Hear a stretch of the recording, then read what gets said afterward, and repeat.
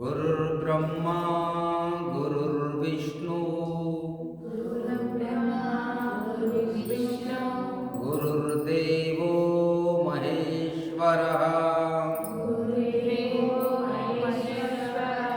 गुरुर्साक्षात् परं ब्रह्म तस्मै श्री गुरवे नमः। अखण्डमण्डलाकारं व्याप्तं येन चराचरं तत्पदं दर्शितं येन तस्मै श्री गुरवे नमः।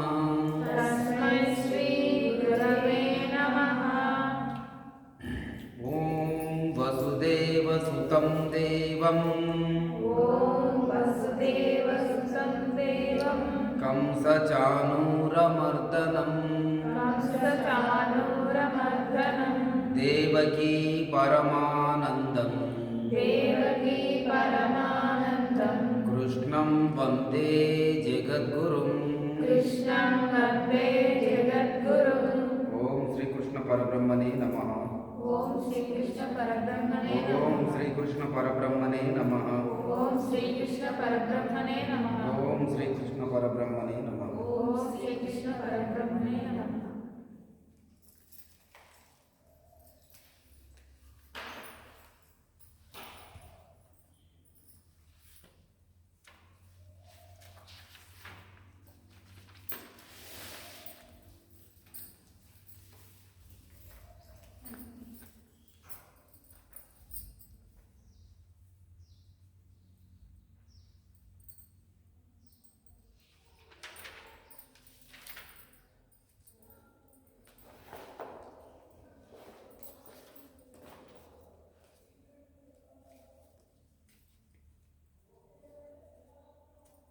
ఇంత 20 వరకు అయిపోయింది శ్లోకం.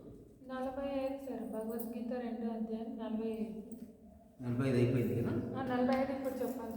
అది 15 అయిపోయింది. 15 అయిపోయింది సార్. त्रैगुण्य विषया वेदा निस्त्रैगुण्यो भवार्जुन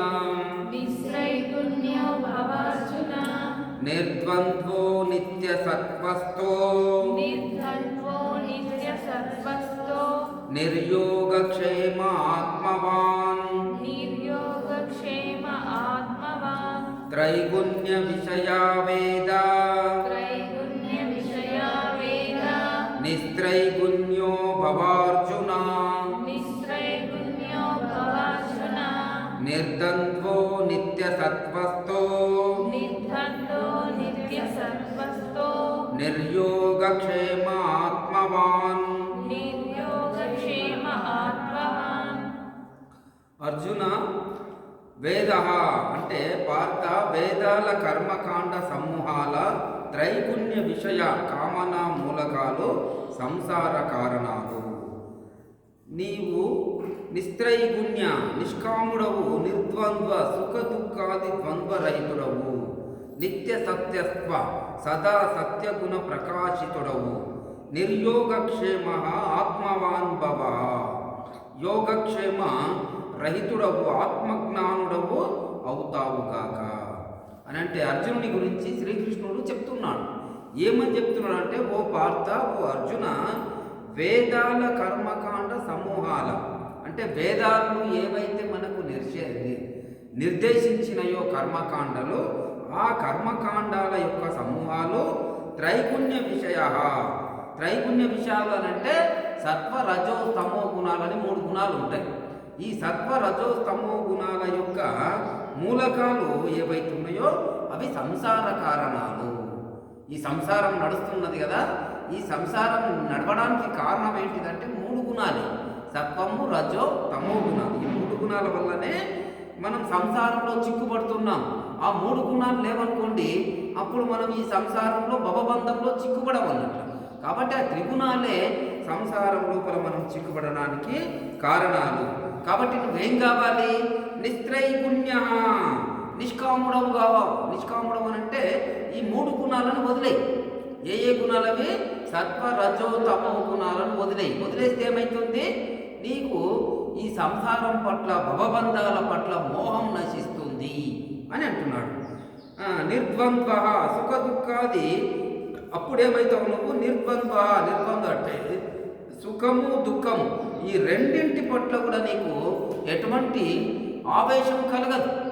దుఃఖానికి సంబంధించిన వాటిని చూస్తే దుఃఖం కలగదు, సుఖానికి సంబంధించిన వాటిని చూస్తే సంతోషం కలగదు. అటువంటి స్థితిని నీవు పొందుతావు. నిత్య సత్వస్థ, నిత్యం నువ్వేమవుతావు? సదా సత్వగుణ ప్రకాశితుడు అవుతావు. అంటే సత్వగుణము మాత్రమే నీ లోపల మిగులుతుంది. రజోగుణము, తమో గుణము 2 కూడా వెళ్ళిపోతాయి అని అంటాడు. నిర్యోగక్షేమ, యోగక్షేమ రహితుడవు ఆత్మవానుభవ. అప్పుడు నువ్వేమవుతావు? ఆత్మజ్ఞానుడవు అవుతావు. ఆత్మజ్ఞానుడు అంటే ఏంటిది? ఆత్మజ్ఞానం అనేది ఆయనకు లభిస్తుంది. ఆత్మజ్ఞానం అంటే ఏంటిది?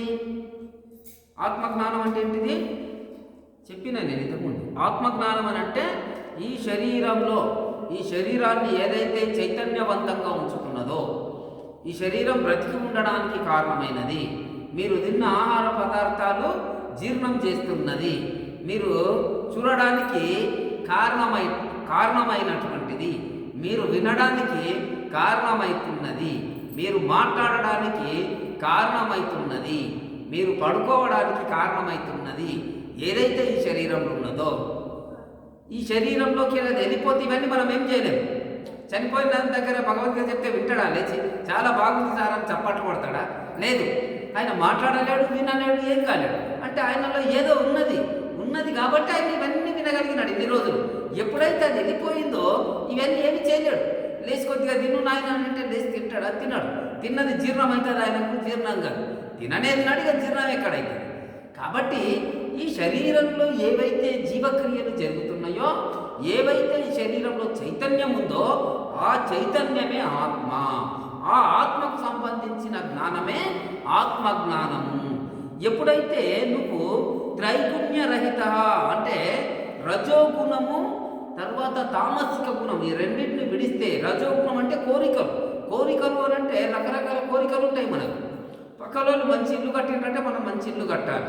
వాడు కారు తెచ్చిండు 10 లక్షలు అంటే మనం 20 లక్షల కారు తీసుకురావాలి. వాడు 50 లక్షల బిల్డింగ్ కట్టిందంటే మనం ₹1,00,00,000 బిల్డింగ్ కట్టాలి. లేకుంటే మన బంధువులు ఎవరో వస్తారు, మొన్ననే మేము ఇల్లు శాంతికి కార్డు ఇచ్చింది మీరు రాలేదా అని అంటారంట స్టైల్గా. అంటే వాళ్ళ ఉద్దేశం ఏమిటిది? మేము మీకంటే మంచిగా ఇల్లు కట్టుకున్నాము అనేది. అయితే దానివల్ల మనకేమనిపిస్తుంది? అరే వీళ్ళు ఇల్లు చాలా బాగుందంట అని మన చుట్టాల ద్వారా వాళ్ళ ద్వారా వినింటాం. ఎంత అయింది వాళ్ళ ఇంటికి ఖర్చు? ₹1,00,00,000 అయింది. ₹1,00,00,000తో చాలా మంచి ఇల్లు కట్టాడు. మన ఇల్లు ఎంత ఉన్నది? పాతకాలం ఇల్లు అది. దాన్ని మనం ఏం చేయాలి? పడగొట్టి 2 కోట్లతో కట్టాలి. వాళ్ళకు చెంప మీద కొట్టినట్టు ఉండాలి మనం. వాళ్ళు ఏదైతే నిన్ను ఇన్సల్ట్గా మాట్లాడినో ఇంకా మీరు ఇల్లు కట్టరా, ఇదే పాత ఇంట్లోనే ఉంటారు అంటారు. ఆమె కొట్టి అంతకుముందేమో ఆమె పాత ఇల్లే ఉంటుంది, కానీ కట్టిన తర్వాత మన ఇంటికి వచ్చి మనల్ని ఎక్కిరిస్తుంటుంది. అయ్యో ఈ ఇల్లు ఇట్లా ఉంది, ఇది కారుతుంది, ఎట్లుంటారు మీరు? ఇన్ని దినాలు అదే కారెట్ ఇట్లా ఉండాలి, ఇప్పుడు ఇల్లు కట్టుకొని మన ఇంటికి వచ్చి మనల్ని అంటుంటుంది. మనకు చాలా లోపల మండుతుంటుంది అన్నట్టు. అరే ఈమె కట్టిందని ఇంతగానో అహం ప్రదర్శిస్తోంది కదా. కాబట్టి మనం ఏం చేయాలి? ఆమె ₹1,00,00,000 ఇల్లు కడితే మనం 2 కోట్ల ఇల్లు కట్టాలి. ఆమె 10 లక్షల కారు తెస్తే మనం 20 లక్షల కారు తీసుకురావాలి. ఆమె పిల్లలు డాక్టర్లు ఐఏఎస్లు అయితే మన పిల్లలు డాక్టర్లు ఐఏఎస్లు చెయ్యాలి. ఈ విధంగా రకరకాల కోరికలు అనేటటువంటివి కలుగుతుంటాయి. ఈ కోరికలన్నిటికీ కారణం ఏంటిదనంటే రజోగుణము. కోరికల కారణం ఏంటిది? రజోగుణము. అయితే కొన్ని కోరికలు ఏ విధంగా ఉంటాయి? వెనక ముందుగా ఆలోచించమన్నట్టు. వెనక ముందుగా విచక్షణ లేకుండా ఏ కోరికల్ని కోరుతామో అవి తమో గుణానికి సంబంధించి. తమో గుణము అని అంటే ఇక్కడ మనకు ఆకలి అవుతుంది, ఇక్కడ మనకు అంత అన్నం చేసి పెట్టేది, వాళ్ళు వేసిన తర్వాతనే తినాలి. కానీ ఆకలైందని చెప్పి పోయి వేసుకొని తిన్నాం అనుకోండి, సంస్కారం లేదనుకుంటారు, మనం పశువుతో సమానం అనుకుంటాం. అటువంటి సంస్కార రహితమైన కోరికలు ఏవైతే ఉన్నాయో అవి తమో గుణానికి, అజ్ఞానానికి సంబంధించినవి. అయితే తమో గుణము, రజోగుణము ఈ రెండింటిని కూడా కాకుండా ఒక వ్యక్తిని చూస్తే, వాళ్ళ యొక్క ప్రవర్తన చూస్తే, అబ్బా చాలా మంచిగా ఉన్నాడు, ఈయన చాలా మంచిగా మాట్లాడుతున్నాడు, చాలా మంచి గుణాలు ఉన్నాయని ఎవరి గురించి అయితే అనుకుంటామో అటువంటి గుణాలన్నీ కూడా సత్వగుణాలు. అయితే ఇక్కడ ఏమంటున్నాడు, ఈ 3 గుణాలని కూడా నువ్వు వదిలేయాలి. ఏ 3 గుణాలని? సత్వ, రజో, తమో 3 గుణాలని వదిలేయాలి. వదిలేస్తే అప్పుడు రజో తమో గుణాలు 2 వదిలేస్తే ఏమవుతుంది? సత్వగుణం మాత్రమే నీ లోపల మిగులుతుంది. ఆ సత్వగుణం వల్ల నువ్వేమవుతావో ఆత్మజ్ఞానాన్ని సంపాదించుకోవడానికి ఎలిజిబిలిటీ అంటే స్థాయి అనేటటువంటిది వస్తుంది. 10th మనం పాస్ అయినామని ఎప్పుడు చెప్పుకుంటాము? మొదలు కొనమే పిల్లని ఎల్కేజీలో చేంజ్ చేయాలి. ఎల్కేజీలో చేంజ్ చేయకుండానే వాడు 10th పాస్ అవుతాడా? పాస్ కాడు. అంటే ఎల్కేజీ నుంచి 10th వరకు ఎన్ని సంవత్సరాలు పడుతుంది? 12, 13 సంవత్సరాలు పడుతుంది. అప్పుడు 10th అయిపోతుంది. 13 సంవత్సరాల తర్వాత ఈ 2 సంవత్సరాలు ఇంటర్మీడియట్, ఆ తర్వాత ఎంబీబీఎస్, ఐఏఎస్, ఐపీఎస్ వస్తే అదొక 4-5 సంవత్సరాల తర్వాత అప్పుడు మా పిల్లోడు డాక్టర్ అని అంటాడు. ఇప్పుడు మనం పిల్లోని ఎల్కేజీలో చేంజ్ చేసి వన్ పక్కన డాక్టర్ అని రాస్తామా? రాయం కదా. లేకుంటే పక్కన లాయరు, లేకుంటే పక్కన ఐఏఎస్, కలెక్టర్ అని రాస్తామా? రాయలేము. అది కావాలంటే 20 సంవత్సరాల కృషి చదువులో అవసరము. అదేవిధంగా ఈ తమో గుణం, రజోగుణం రెండింటిని వదిలేసిన తర్వాత సత్వగుణం లోపల ఉంటూ మనం ఆత్మజ్ఞానం కొరకు ప్రయత్నం చేస్తే ఆత్మజ్ఞానం ఎప్పుడు లభిస్తుందో దీనికి ఒక పీరియడ్ ఉంది. 20 సంవత్సరాల లోపల ఈ డిగ్రీ వస్తుందని దీనికి పీరియడ్ లేదు. ఎప్పుడన్నా రావచ్చు ఆత్మజ్ఞానం, నిరంతరం వస్తూనే ఉంటుంది. మీకు ఆత్మజ్ఞానం స్టార్ట్ అయింది అనుకోండి, ఇంకా ఎప్పటికీ కంటిన్యూస్గా ఆత్మజ్ఞానము మీ బుద్ధిలో వికసితమవుతుంటుంది. మీరు చనిపోయేటంత వరకు కూడా కొత్త విషయాల్ని తెలుసుకుంటూనే ఉంటారు. దట్ ఈస్ ఆత్మజ్ఞానం.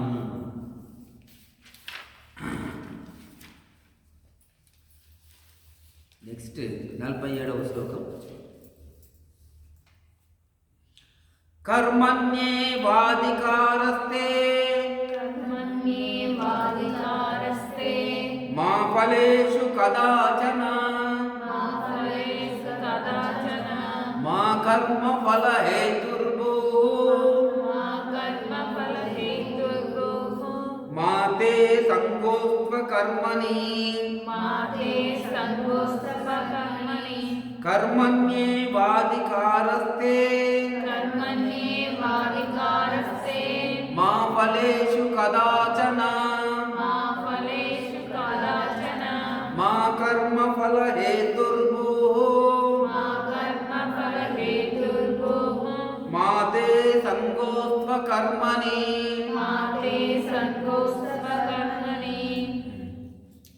కర్మని ఏవతే అధికారః, కర్మాచరణలో మాత్రమే నీకు అధికారం కలదు అర్జున.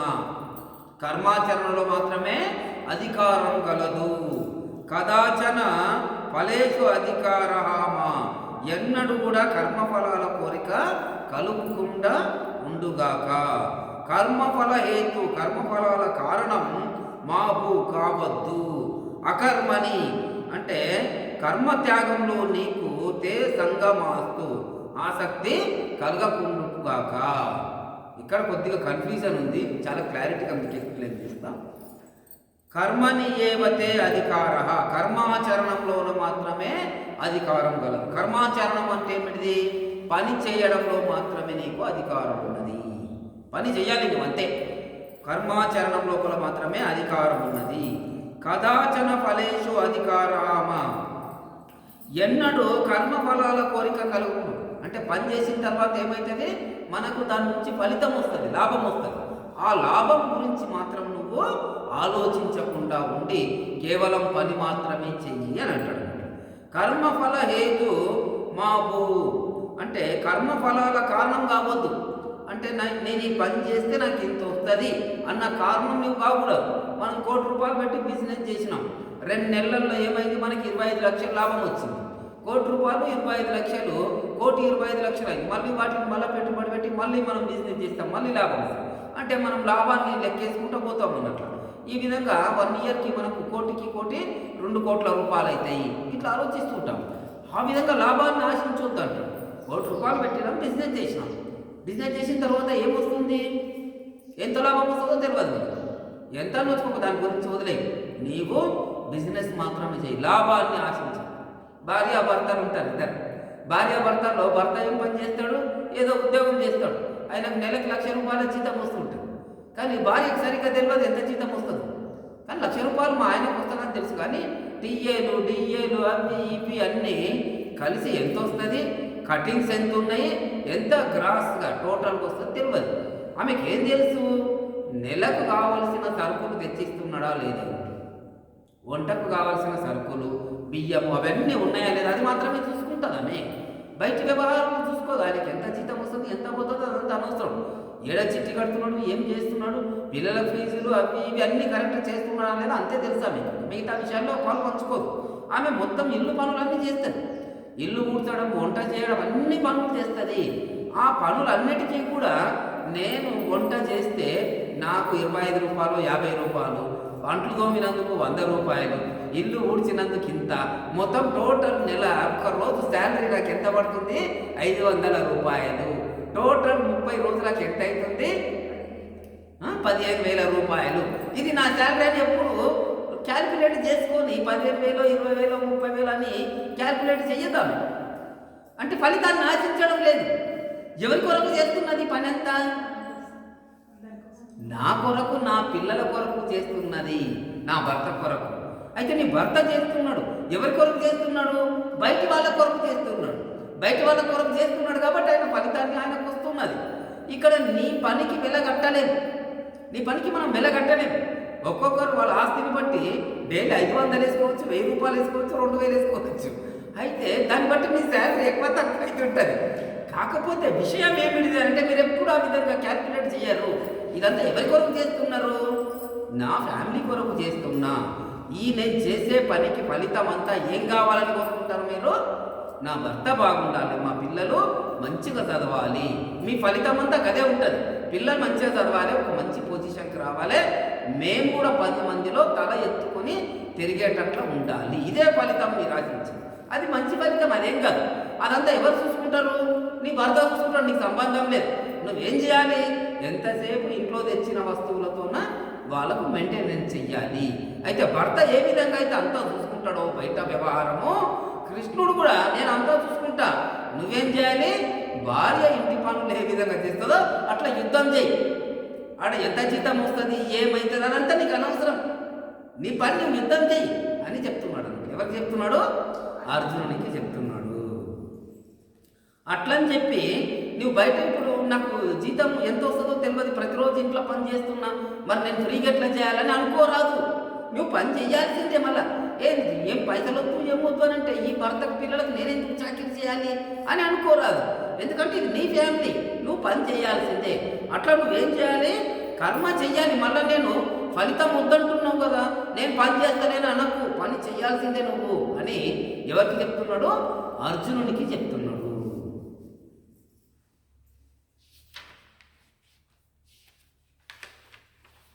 నెక్స్ట్ శ్లోకము 48వ శ్లోకం.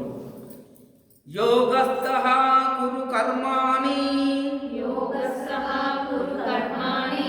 సంగం త్యక్త్వా ధనంజయ సిద్ధ్యా సిద్ధో సమో భూత్వా సమత్వం యోగ ఉచ్యతే. యోగస్థ కురు కర్మాణి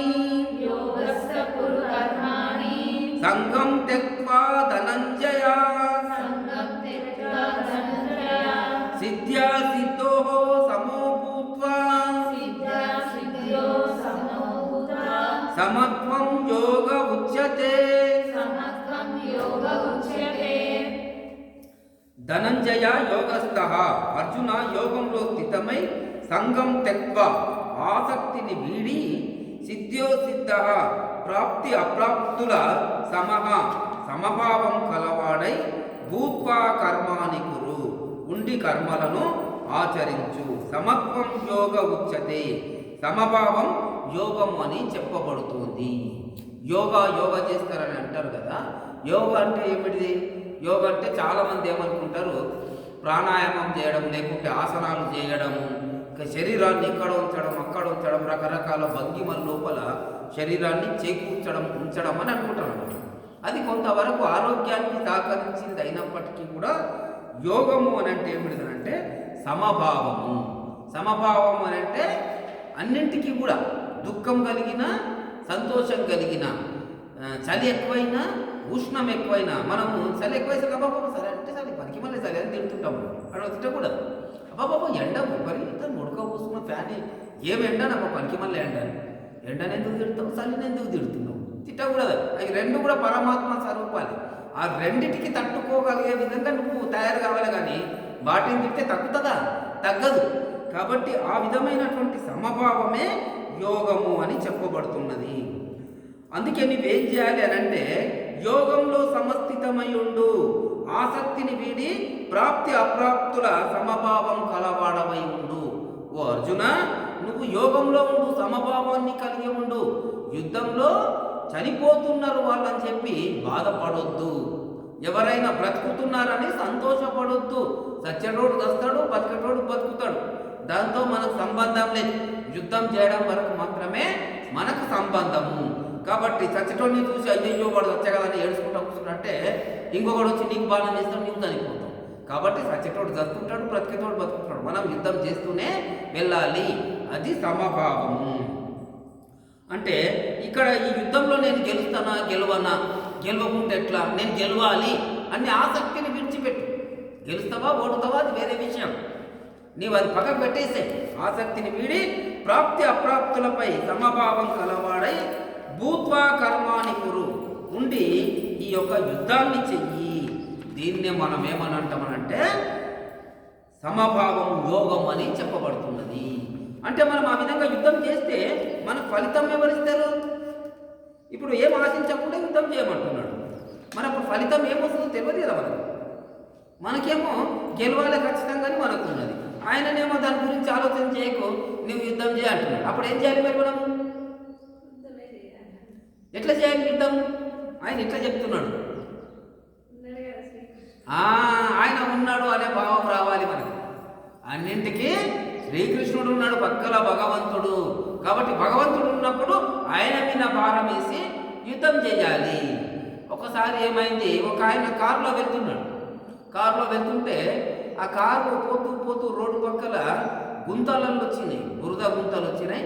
ఆ గుంతలలో ఇటు అటే ఆగిపోయింది అన్నమాట. స్టార్ట్ కావడం లేదు కారు. ఎంత స్టార్ట్ చేసినా స్టార్ట్ కావడం లేదు, అది బయటికి రావడం లేదు కారు.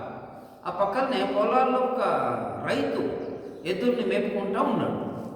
ఇక ఈయన దాన్ని తోస్తున్నాడు, ఎంట తోస్తున్నాడు, ముందర తోస్తున్నాడు, స్టార్ట్ చేస్తున్నాడు. ఎక్కడ స్టార్ట్ అయితే లేదు కారు. చివరికి ఆ రైతు చూస్తున్నాడు, అయ్యో పాపం ఆయన కారు ఇరకబడ్డది కదా, కొద్దిగా పోయి సహాయం చేద్దామని అనుకొని ఆయన ఎద్దు ఉన్నది, ఒక ఎద్దు తీసుకొని వచ్చిండు. ఆ ఎద్దుని తీసుకొచ్చి దానికి కట్టిండు, కారుకి కట్టి ఈయనను ఆయన ఇద్దరు కలిసి ఎద్దుని అదిలిస్తూ దాన్ని కారుతో పెట్టి ఆ ఎద్దును అదిలించేటప్పుడు ఎద్దులకు పేర్లు పెడతాడు. రామ భీమ అని అంటారు. రెండు ఎద్దులకు రెండు పేర్లు పెడతాయి. రామ భీమ భీమ, హై రామ హై భీమ అని ఇట్లా అరుస్తున్నాడు అన్నట్లు. భీమ రామ అనేసరికి ఆ ఎద్దు బక్క ఎద్దు ముసలిగా అయిపోయింది. దానికి కూడా చేత కాదు. కానీ ఈయన అదిలించడం వల్ల ఆ ఎద్దు పట్టి లాగింది, బిల్లు కూడా దొబ్బిండ్రు, కారు బయటకు వచ్చింది. ఆడ మళ్ళీ వచ్చిన తర్వాత ఆయన స్టార్ట్ చేసిండు, అంత అయింది. ఆయన అడిగిండు, కారు ఓనర్ అడిగిండు, అయ్యా నువ్వు ఎద్దును బట్టి అదిలించినావు కదా, ఉన్నది ఒకటే ఎద్దు, దాని పేరు రామనో భీమనో ఉంటుంది. ఏ రామ అని అనొచ్చు, కానీ భీమా అని ఎందుకు అన్నావు? అది లేదు కదా ఇంకొక ఎద్దు, అనవసరంగా లేని దాన్ని ఎందుకు అన్నావు అని అంటాడు అన్నట్టు.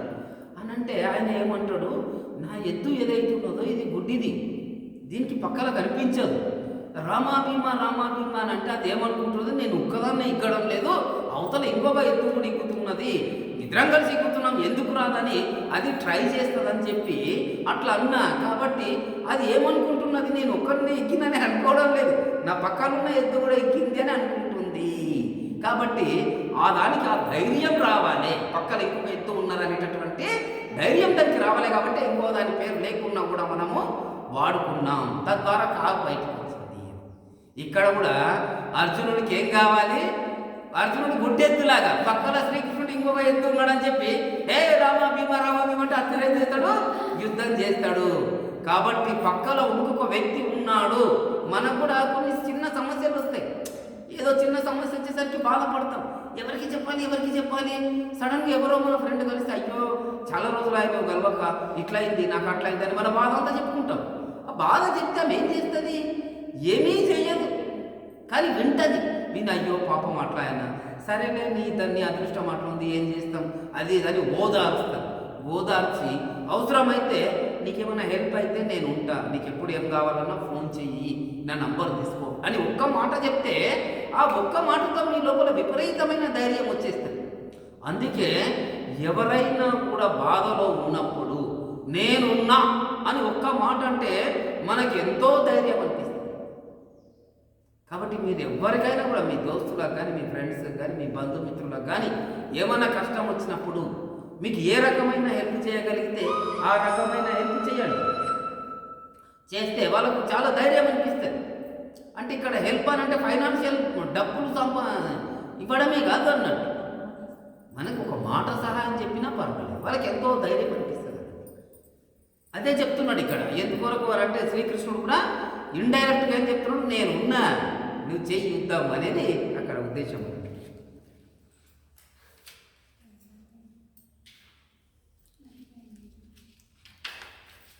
బుద్ధియుక్తో జహతీహ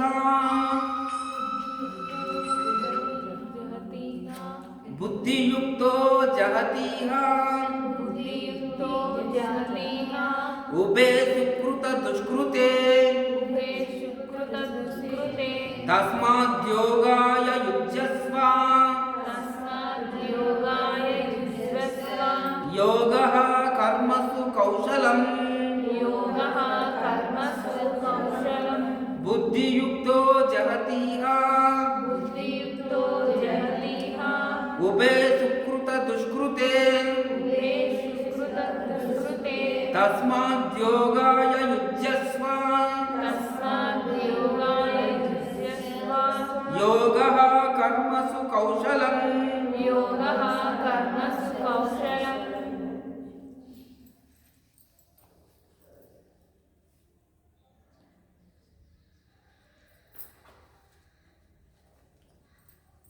బుద్ధియుక్త ఇహ నిష్కామ కర్మయోగి ఈ లోకంలోనే సుకృత దుష్కృత ఉభే జగతి పుణ్య పాపాలను రెండింటినీ త్యజించును.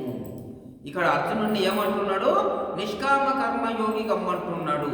నిష్కామ కర్మయోగి అంటే ఎటువంటి ఫలాలను ఆశించకుండా కేవలం కర్మ మాత్రమే చేయి. దానివల్ల ఏమవుతుంది? ఈ లోకంలోనే పుణ్యాన్ని పాపాలని రెండింటినీ త్యజించును. ఆయనకు పుణ్యం అంటదు, పాపం అంటదు, రెండు కూడా దూరమైపోతాయి. తస్మాత్ కనుక యోగాయ యుజ్యస్వ నిష్కామ కర్మ యోగానికై సిద్ధపడు. కర్మసు కౌశలం యోగ కర్మల నేర్పే యోగము అని అంటారు. కాబట్టి నువ్వేం చేయాలి? ఈ లోకంలోనే నిష్కామ కర్మ యోగాన్ని అవలంబిస్తే ఎటువంటి ఫలితం లేకుండా నువ్వు కర్మల్ని అవలంబించగలిగితే ఈ లోకంలోనే పుణ్య పాపాలను రెండింటిని త్యజించవచ్చును. కాబట్టి ఈ నిష్కామ కర్మయోగానికై సిద్ధపడు అర్జున అని అంటున్నాడు అన్నట్టు. అంటే పుణ్యపాప ఫలాలు రెండు అవసరం లేదా మనకు? అవసరమా? అవసరం కదా. ఎవరన్నా వస్తే దానం చేయమంటాడు, పుణ్యం తగ్గుతుంది అని అంటాడు. మరి పుణ్యం అవసరం లేదంటున్నాడు ఇక్కడ. ఈ లోకంలోనే పుణ్యపాపాలను రెండింటిని త్యజించు అంటే పుణ్యం అవసరం లేదు, పాపం అవసరం లేదు. ఇప్పటి నుండి మీ ఇంటికి ఎవరన్నా వస్తే ధర్మం చేయకండి. ధర్మం చేస్తే ఏమొస్తుంది? మీకు పుణ్యం వస్తుంది. ఎవరికన్నా ఏమన్నా తప్పు పనులు చేసుకోండి అనుకోండి, అప్పుడు మీకు పాపం వస్తుంది. మీ బ్యాంక్ అకౌంట్లో పుణ్యం ఒక్క పెరుగుతుంటుంది, అప్పు పాపం ఒక్క పెరుగుతుంటుంది. కాబట్టి ఎప్పుడు కూడా పుణ్యకర్మలు చెయ్యొద్దు, పాపకర్మలు చెయ్యొద్దు. పుణ్యకర్మలు చేస్తే ఏమవుతుంది? మీరు స్వర్గానికి పోతారు చనిపోయిన తర్వాత. పాపకర్మలు చేస్తే నరకానికి పోతారు. ఇక్కడ శ్రీకృష్ణుడు ఏం చెప్తున్నాడు అంటే మీరు స్వర్గానికి పోవాల్సిన అవసరం లేదు, నరకానికి పోవాల్సిన అవసరం లేదు. మరి ఎక్కడికి పోవాలి? నా దగ్గరికి రండి, మోక్షం కొరకు అంటున్నాడు అన్నమాట. మోక్షం అనంటే ఈ స్వర్గంలో మీది బ్యాలెన్స్, పుణ్యం బ్యాలెన్స్ ఎంత ఉంటుందో అంతవరకే స్వర్గంలో ఉంటారు. ఆ తర్వాత ఓలే నడు నీది అకౌంట్ క్లోజ్ అయింది, నీ డబ్బులు అయిపోయినా ఇచ్చేయాలి అని చెప్పి బయటకు దొక్కుతారు.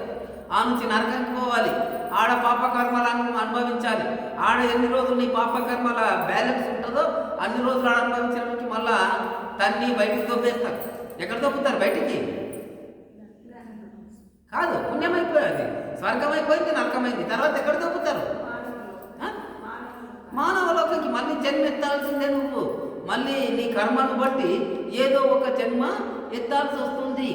నీవు సత్వగుణ సంపన్నుడవైతే దైవ జన్మ లభిస్తుంది, రజోగుణ సంపన్నుడవైతే మానవ జన్మ లభిస్తుంది, తమోగుణ సంపన్నుడవైతే పశుపక్షు ఆది జంతు జన్మలు లభిస్తాయి. కాబట్టి పశువులకు, ఏనుగుకు, సింహానికి, పులికి, మీ ఊరికి చిరుతపులు వచ్చింది, దానికి భగవంతుడు ఉన్నాడని తెలుసా? దాంట్లో తెలియదు. భగవంతుడు ఉన్నాడు తెలియదు, లేదు తెలియదు. అవి కేవలము తినడము, పండడము, వేటాడము, ఏమైనా దొరికితే తినడం, పండడం, అదే ఏదన్నా పని. కానీ మనిషికి మాత్రమే ఇవన్నీ ఉన్నాయి. ఒక సృష్టి, మనిషికి మాత్రమే సంసారం ఉన్నది, పిల్లలు, పెండ్లము, ఇల్లు, వాకిలి, ఆస్తులు అన్నీ ఉన్నాయి. దాంతోపాటు భగవంతుడు ఉన్నాడని కొంతమంది అంటారు, లేడని కొంతమంది అంటారు. ఉన్నోళ్ళంతానేమో ఉన్నాడని దేవుళ్ళకు, దేవాలయాలకు పోయి మొక్కుతారు. లేని వాళ్ళనే పిచ్చోళ్ళు, వాళ్ళు భగవంతుడు లేనే లేడు ఎట్లా మొక్కుతారని వాళ్ళు అంటారు. వాళ్ళ వాదన వాళ్ళది, వీళ్ళ వాదన వీళ్ళది. కాబట్టి భగవంతుడు ఉన్నాడా లేడా? నేను ఈరోజు మంచి మెసేజ్ వచ్చింది నా దగ్గర. భగవంతుడు ఉన్నాడా లేడా అనేది మొదటి క్వశ్చన్. ఉన్నాడు అనుకున్నప్పుడు భగవంతుడిని దేనిగా భావిస్తున్నాం మనం? భగవంతుని దేనిగా భావిస్తున్నాం అంటే కోరికలు తీర్చేవాడిగా భావిస్తున్నాం. స్వామి, ఈసారి మాకు మంచి ఇల్లుగా కట్టడానికే మా శ్రీవారికి లోన్ శాంక్షన్ అయితే కొండకొచ్చి నేను గుండు చేసుకుంటా, మొక్కేసినాం, కథం సార్కు లోన్ శాంక్షన్ అయితే అది 1 కోటి రూపాయలు, ఇల్లు కడతాం, పూజ చేస్తాం, చక్కగా తిరుపతి పోతాం, గుండు కొట్టుకుంటాం, వచ్చేస్తాం. స్వామి, ఈసారి మాకు 20 లక్షల కారుకు డబ్బులు వస్తే నీకు మళ్ళీ వచ్చి మొక్కుకుంటాం. మళ్ళీ 20 లక్షల కారు వచ్చింది, మళ్ళీ పోతాం, మళ్ళీ. భగవంతుడు కోరికలు తీర్చేటటువంటి వాడు కాదు. భగవంతుడు ఆపదలను తీర్చేటటువంటి వాడు కాదు. భగవంతుడు ఆపదలను తీర్చేటటువంటి వాడు కాదు. భగవంతుడు ఎవరు? ఎక్కడున్నాడు? అంతటా ఉన్నాడు, అన్నింటా ఉన్నాడు. భగవంతుడు ఈడ లేడు అనుకోవడానికి వీలే లేదు. సృష్టి మొత్తం కూడా భగవంతుని స్వరూపమే. నువ్వేం చేస్తున్నావు? నీ కోరికల తలుపులతోన మూసేస్తున్నావు. కోరికల తలుపులతోన మూసేస్తున్నావు. ఇక్కడ మూత ఉన్నది కదా, అది బంద్ చేసినారు అనుకోండి, అది కూడా బంద్ చేశారు అనుకోండి, ఎవరు లోపలికి రాలేదు. బయట ఉన్న లోపలికి పోలేరు, లోపల ఉన్నారు బయటకు రారు. ఈ హాల్కు మొత్తం కూడా కిటికీలు ఉన్నాయి, తలుపులు ఉన్నాయి. ఇవన్నీ లేవనుకుందాం, కిటికీలు తలుపులు లేవనుకుందాం. అప్పుడు సూర్యరశ్మి లోపలికి వస్తుందా? రాదు. వస్తుందా? రాదు కదా. కిటికీలు లేవు, తలుపులు లేవు, ఏం లేవు, మొత్తం బ్లాక్ అయిపోయింది. సూర్యుని యొక్క వెలుతురు లోపలికి వస్తుందా? రాదు. మనం చీకట్లో కూర్చోవాలి. మనం కూడా ఏం చేస్తున్నాం? అరిషడ్ వర్గాలు, కామ, క్రోధ, లోభ, మద, మోహ, మాత్సర్యాలు అనేటటువంటి దాంట్లను, ఆ కిటికీలు ఉన్నాయి ఆల్రెడీ. ఆ కిటికీలకి ఏం చేసినాం? నల్లటి అద్దాలు పెట్టి ప్యాక్ చేసి పడేసినాం. ఈ అద్దాలు ఉండడం వల్ల వెలుతురు లోపలికి రావడం లేదు. భగవంతుడు కూడా వెలుతురు లాంటి వాడు. వీటిని తీసేసినామనుకో మొత్తం వెలుతురు ఏ విధంగా లోపలికి వచ్చేస్తుందో భగవంతుని యొక్క శక్తి, జ్ఞానం అనేటటువంటిది లోపలికి వచ్చేస్తుంది. మీరు ధ్యానం ఎక్కడన్నా చేయవచ్చు, కానీ పిరమిడ్లో ఎందుకు చేస్తారు?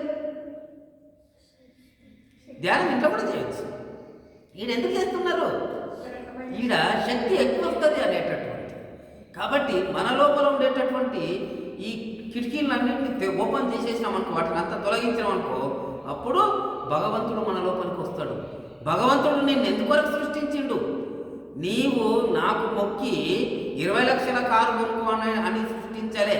నీవు నన్ను మొక్కి 1 కోటి రూపాయల బిల్డింగ్ కట్టుకొని సృష్టించలే. నీవు నాకు మొక్కి పిల్లల్ని డాక్టర్లు చేయి, యాక్టర్లు చేయాలి సృష్టించలేదు. నిన్ను ఎందుకొరకు సృష్టించిండు? నీవు నాలాకగా చెప్పిండు. అంటే నిన్నేం చేయమన్నాడు? నిన్ను భగవంతునిగా మారమన్నాడు. మనిషిని భగవంతునిగా మారడానికి ఈ మానవ జన్మ లభించింది. మనం ఏం చేస్తున్నాం? అడ్డదిడ్డమైన కోరికల్ని కోరి భగవంతుడు అప్పులిచ్చేటోళ్ళలాగా బిజినెస్ మ్యాన్, అతను ఒక బిజినెస్ మ్యాన్ చేసినాం, మనం బిజినెస్ చేస్తున్నాం. నువ్వు నాకు ఇంత ఇస్తే నేను నీకు ఇంత కావాలి. ఏమిటి బిజినెసా? నీవేమిస్తావు? నీవెంత ఇవ్వగలుగుతావు? నేను ఒక మాట అడుగుతా, మీరంతా కూడా మీ అమ్మ కడుపులో పుట్టిండ్రు, నేను కూడా మా అమ్మ కడుపులో పుట్టిండు.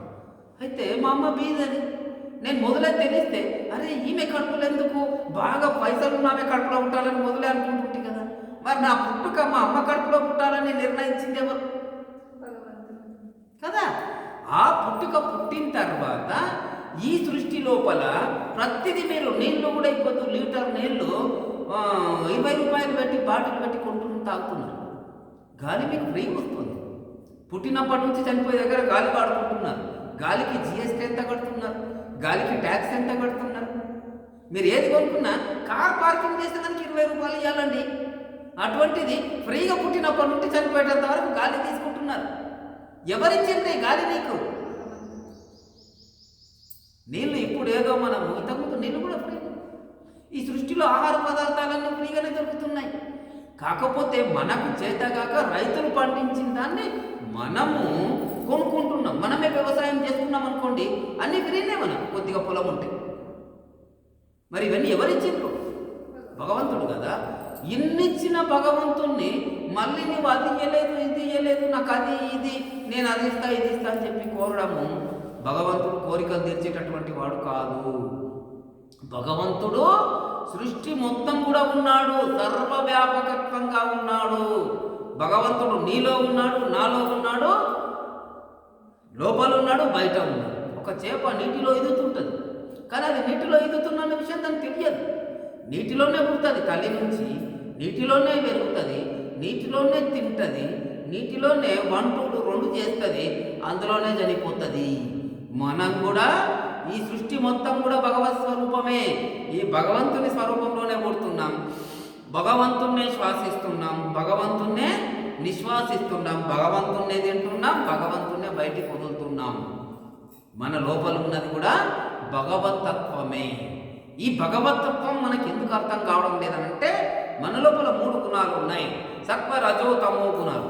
ఈ 3 గుణాలకు మనం లోను కావడం వల్ల మన లోపల భగవంతుడు ఉన్నాడనే విషయం మనకు అర్థం కావడం లేదు. కాబట్టి ఆ 3 గుణాలని వదిలేయి అని అంటున్నాడు. 51వ శ్లోకం. కర్మజం బుద్ధియుక్తాహి ఫలం త్యక్త్వా మనీషినః జన్మ బంధ వినుర్ముక్తా పదం గచ్చంత్యనామయం. కర్మజం బుద్ధియుక్తాహి ఫలం త్యక్త్వా మనీషినః జన్మ బంధ వినిర్ముక్తః పదం గచ్చంత్యనామయం. బుద్ధియుక్తః మనీషినః, సమత్వ బుద్ధి గల మనీషినః, ప్రాజ్ఞులు, జ్ఞానం కలిగినటువంటి వాళ్ళు, నిష్కామ కర్మయోగులైనటువంటి వాళ్ళు. కర్మజం ఫలం త్యక్త్వా, కర్మ వల్ల కలిగే ఫలాన్ని త్యజించి, కర్మ వల్ల కలిగే ఫలాన్ని త్యజించి, జన్మబంధ వినుర్ముక్తః, జన్మమనే బంధం నుండి విడిపడి, అనామయం సర్వోపద్రవరహితమైన పదం హి గచ్చంతి, బ్రహ్మ పదాన్ని నిశ్చయంగా పొందుతున్నారు అని అంటారు. బుద్ధియుక్త మనీషినః అంటే బుద్ధి కలిగినటువంటి మనిషి, సమత్వ బుద్ధి కలిగినటువంటి నిష్కామ కర్మయోగులైనటువంటి మనుషులు వాళ్ళు ఏం చేస్తున్నారు? కర్మజం ఫలం త్యక్త్వా, కర్మల వల్ల కలిగే ఫలాలని త్యజించి, కర్మల వల్ల కలిగేటటువంటి ఫలాలు అంటే మనం ఒక పని చేస్తే ఎంత లాభం వస్తుంది అనేది వదిలేసి పని చేస్తున్నారు. ఆ విధంగా ఫలాన్ని త్యజించి జన్మబంధ వినుర్ముక్త, అంటే ఈ జన్మం అనేటటువంటి బంధం నుండి విడిపడిపోతున్నారు. అంటే జన్మబంధం అనేది ఏంటిది? మనకు చనిపోతాం, చనిపోయిన తర్వాత మళ్ళీ జన్మెత్తుతాం, మళ్ళీ 100 సంవత్సరాలు ఎత్తుంటాం, మళ్ళీ చనిపోతాం, మళ్ళీ జన్మెత్తుతాం. ఈ విధంగా పునరపి జననం పునరపి మరణం, మళ్ళీ మళ్ళీ పుట్టడం, మళ్ళీ మళ్ళీ చావడం అనేటటువంటిది నిరంతరంగా జరిగేటటువంటి ప్రక్రియ ఏదైతే ఉన్నదో ఇది సర్వోపద్రవరహితమైనటువంటిది. ఇది ఉపద్రవం అని అంటే ఒక కష్టం అన్నట్లు. మళ్ళీ పుట్టాలి, మళ్ళీ చనిపోవాలి, మళ్ళీ పుట్టాలి, మళ్ళీ చనిపోవాలి, ఈ కష్టాలు అనుభవించాలి, ఎవరినో పెళ్లి చేసుకున్నాలి, వానితోన తన్నులు తినాలి, వానికి మనం తన్నులు పెట్టాలి. భార్య అయితేనేమో తన్నులు తింటాం, భర్త అయితేనేమో భార్య తింటాం, కొడతాం. ఈసారి మీరు భార్య అయ్యిండ్రు, వచ్చేసారి మీరు భర్త అవుతారు. మీరు అట్లా అనుకోకండి, మీరు మీ మొగుడు భార్య అవుతాడు, అప్పుడు మీరు వాడిని తప్పుతారండి. కాబట్టి ఈ విధంగా తిట్టుకోవడాలు, తన్నుకోవడాలు ఇవన్నీ నిరంతర ప్రక్రియగా ఉండేటటువంటి దాన్ని వదిలేసి పరబ్రహ్మ పదాన్ని నిశ్చయంగా పొందుతాం. బ్రహ్మపదం అని అంటే పరమాత్మ యొక్క సన్నిధి ఏదైతే ఉన్నదో ఆ పరమాత్మ యొక్క వైకుంఠ ప్రాప్తి అని అంటాం కదా, అది పరమపదం. అంటే విష్ణువు ఉండేటటువంటి దానిని వైకుంఠం అని అంటాం, శివుడు ఉండేటటువంటి దాన్ని కైలాసం అని అంటాం. అదేవిధంగా పరబ్రహ్మ ఎక్కడైతే ఉంటాడో ఆ పరబ్రహ్మ ఉండేటటువంటి దాన్ని బ్రహ్మపదము అని అంటాం. కాబట్టి ఈ శ్రీకృష్ణుడు ఎవరు? మన విష్ణువు, శివుడు, బ్రహ్మ కంటే వాళ్ళకంటే ఉన్నతమైనటువంటిది ఎవరు? పరబ్రహ్మ. పరబ్రహ్మ స్థానం ఏది? పరమపదము. కాబట్టి మనం పరమపదాన్ని పొందితే అది మోక్షం అన్నట్టు. ఆ మోక్షంని పొందుతాము అని చెప్పి దీని ద్వారా మనం తెలుసుకోవాలి. దీనితో మనకు ఉండేటటువంటి 5 శ్లోకాలు పూర్తి అయ్యాయి.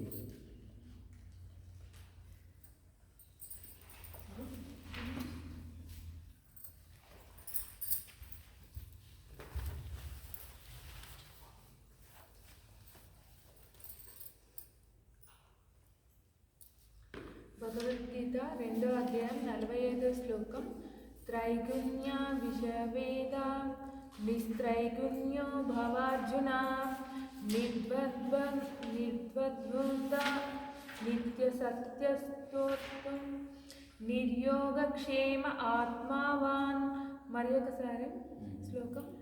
త్రైగుణ్య విషయావేద నిస్త్రైగుణ్యో భవార్జున నిర్ద్వంద్వో నిత్య సత్వస్తో నిర్యోగక్షేమ ఆత్మవాన్.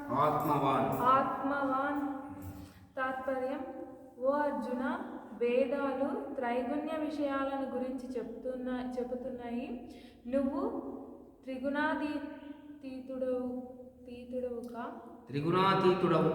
త్రిగుణాతీతుడవుక ద్వంద్వాలను, యోగక్షేమాలను విడిచి సదా శుద్ధ సత్వాన్ని అవలంబించి ఆత్మజ్ఞానివి కావాలి.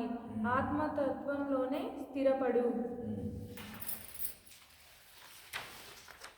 భగవద్గీత 2వ అధ్యాయం 45వ శ్లోకం. త్రైగుణ్య విషయావేద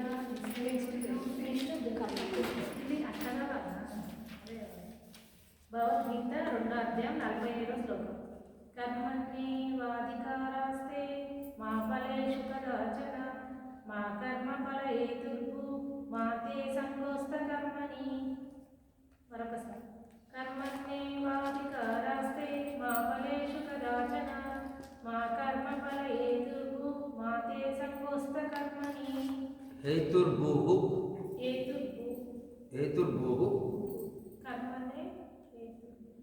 మా కర్మ ఫల హేతుర్భూ. అక్కడ విసర్గ ఉన్నది కదా, భూ అన్నది. మా కర్మ ఫల హేతుర్భూ మా తే సంగోస్త కర్మణి. రైట్. తాత్పర్యం: నువ్వు కర్మ చేయడానికి మాత్రమే కానీ ఆ కర్మఫలానికి అధికారిని కావు. ప్రతిఫలపేక్షతో కర్మలను చెయ్యకు. అలాగని కర్మలు చేయడం మాను. మేడం మీరు చదవండి.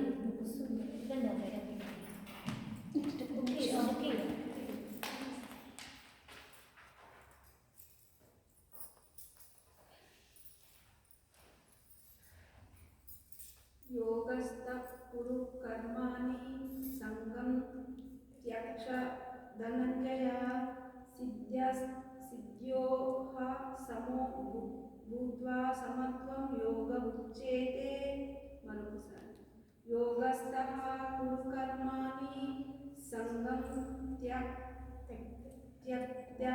त्यक्त्वा धनञ्जय सिद्ध्योः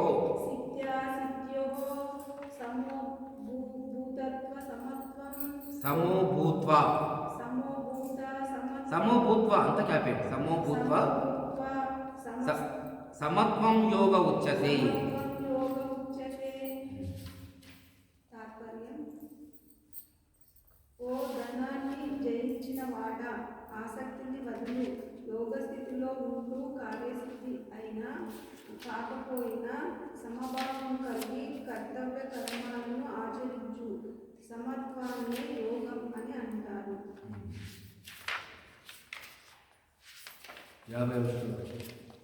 భగవద్గీత 2వ అధ్యాయం 50వ శ్లోకం. బుద్ధియుక్తో జహాతిహ ఉభే సుకృతో దుష్కృతే తస్మాతుద్యోగాయ యుజ్యస్వ యోగః కర్మసు కౌశలం. భగవద్గీత మరి ఒకసారి శ్లోకం. బుద్ధియుక్తో జహాతిహ ఉభే సుకృతో దుష్కృతే తస్మాతుద్యోగాయ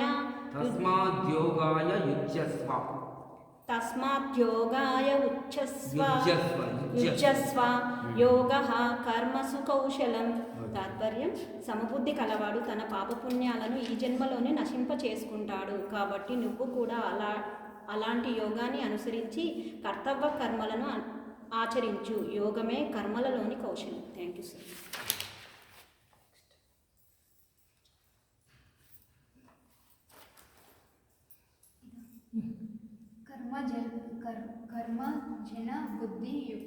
కర్మజం బుద్ధియుక్తాహి హి ఫలం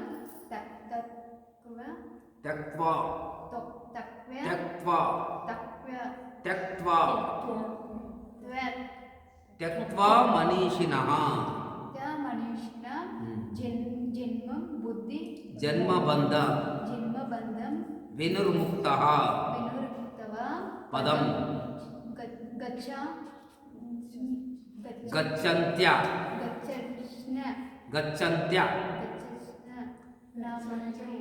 నామయం. తాత్పర్యం: మళ్ళీ ఒకసారి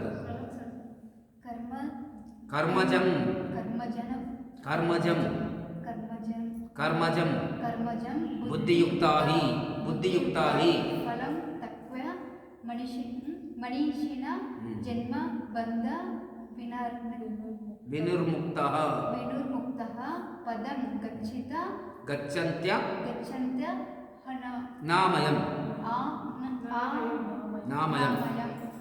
తాత్పర్యం: ఈ చేతంటి బుద్ధి గల జన్యులు కర్మలు వల్ల జ్ఞానులు జన్ములు కర్మలు జ్ఞానులు కర్మల వల్ల కలిగే ఫలితాలు విడిచిన జన్మం అనే బుద్ధి నుండి బంధం నుండి విడివడి దుఃఖరహితమైన పరమపదాన్ని పొందుతారు.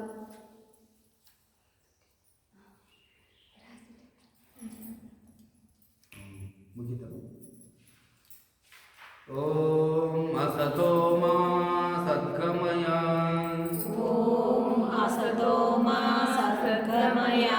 తమసో మా జ్యోతిర్గమయ మృత్యోర్మామృతం గమయ ఓం శాంతి శాంతి శాంతి. ఓం శాంతి శాంతి శాంతి. ఓం శ్రీకృష్ణ పరబ్రహ్మణే నమః. ఓం శ్రీకృష్ణ పరబ్రహ్మణే నమః. ఓం శ్రీకృష్ణ పరబ్రహ్మణే నమః. ఓం శ్రీకృష్ణ పరబ్రహ్మణే నమః. ఓం శ్రీకృష్ణ పరబ్రహ్మణే నమః. ఓం శ్రీకృష్ణ పరబ్రహ్మణే నమః. హరి ఓం. హరి ఓం.